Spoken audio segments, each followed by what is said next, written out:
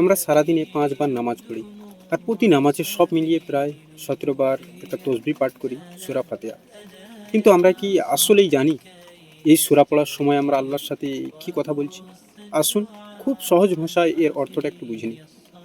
বিসমিল্লাহির রহমানির রহিম। শুরু করছি আল্লাহর নামে, যিনি পরম করুণাময় ও অতি দয়ালু।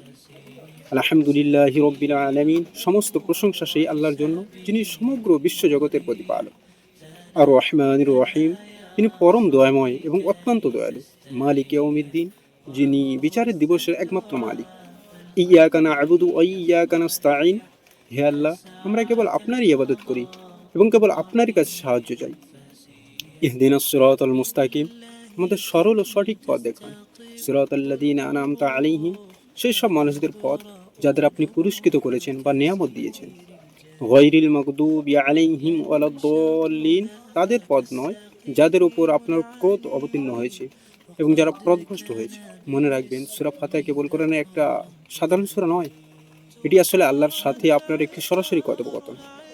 অথচ আমরা প্রতিদিনই না বুঝে না ভেবে যান্ত্রিকভাবে এটি বারবার পড়ে যাই। কিন্তু আমরা যদি একটু থেমে এর অর্থটা মন থেকে উপলব্ধি করে পড়ি, তবে আমাদের নামাজের এক অদ্ভুত একাগ্রতা এবং ভক্তি তৈরি হবে। আর যখনই নামাজের এই ভক্তি আসবে, তখনই আল্লাহর সাথে আমাদের আত্মার কানেকশন বা যোগাযোগ তৈরি হবে। তাই আজ থেকে অর্থ বুঝে নামাজ পড়ার অভ্যাস গড়ে তুলুন। সবাই ভালো থাকবেন। ফি আমানিল্লাহ। আসসালামু আলাইকুম।